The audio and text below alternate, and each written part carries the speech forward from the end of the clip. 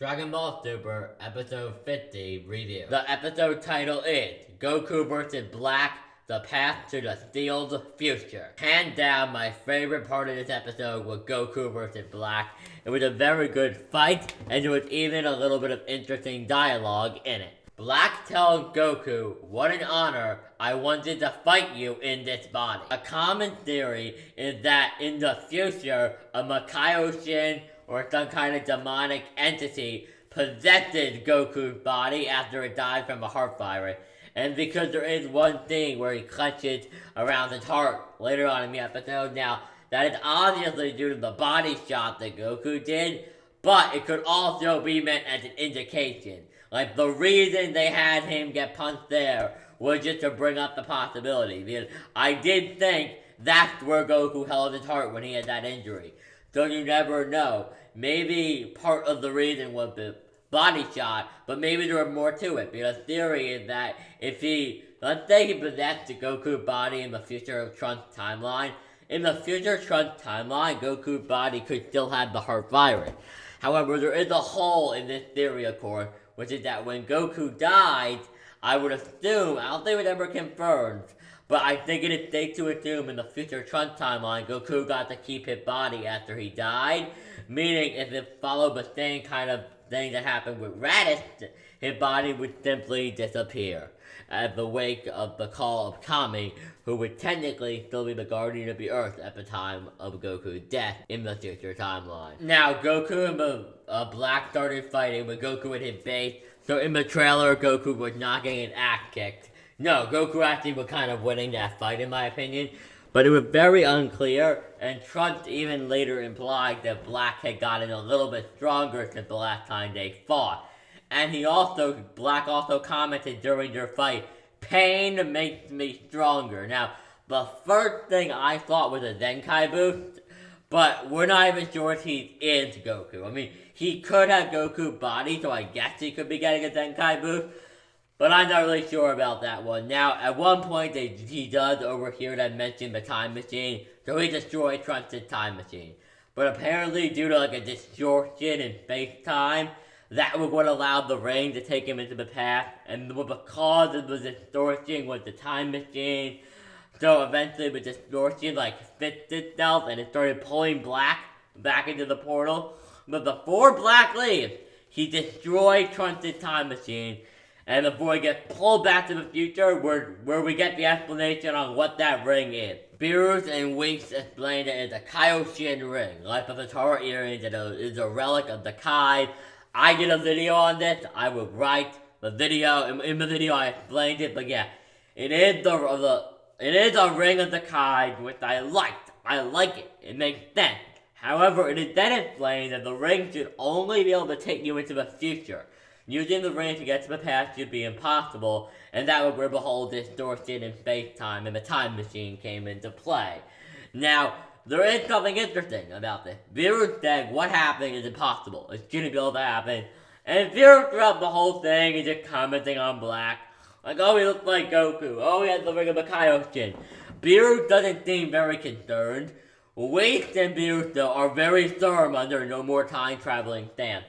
However, the time machine is destroyed. Trunks is freaking out that he couldn't keep his promise to his mom and Mai, who we'll talk more about later because Mai is special. But what happened is that Trunks goes to Beerus after the time machine is destroyed, and after Black is pulled back into the future, and he pretty much asked Beerus to give him a time ring. Let him go back to the future. Beerus, of course, tells him that he is the god of destruction, and that's not what he does.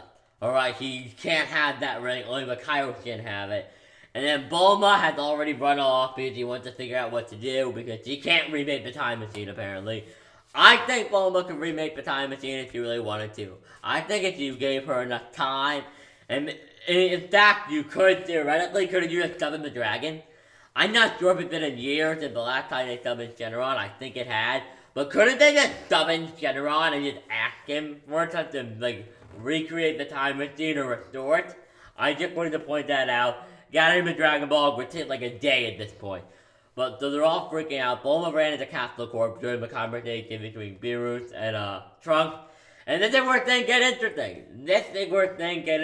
Bulma comes out with the Cell Time Machine, throws it on the ground, and he reveals, of course, the castle. He comes out with a castle, throws it on the ground, and sells time machine. And there are a couple of problems I noticed. First of all, I finally realized they won't all fit in the time machine. And secondly, it looks like they're going to need to clean it up, so I feel really bad for them, because that thing does not look like it could operate properly until it is cleaned. But yeah, I mean, the episode is pretty self-explanatory. So, if you want me to give you a shortened version, Goku and Black fight, Black go back to the future, and we find out how we're going to get to the future with Cell's time machine. Now, at the very end of the episode, we do see Mai's hand move. If you guessed that Mai was alive, good for you, and you hadn't really accomplished much, because it was clearly obvious Mai was not dead. That is beside the point. Mai is alive, and the next episode is about Mai's feeling transcending time.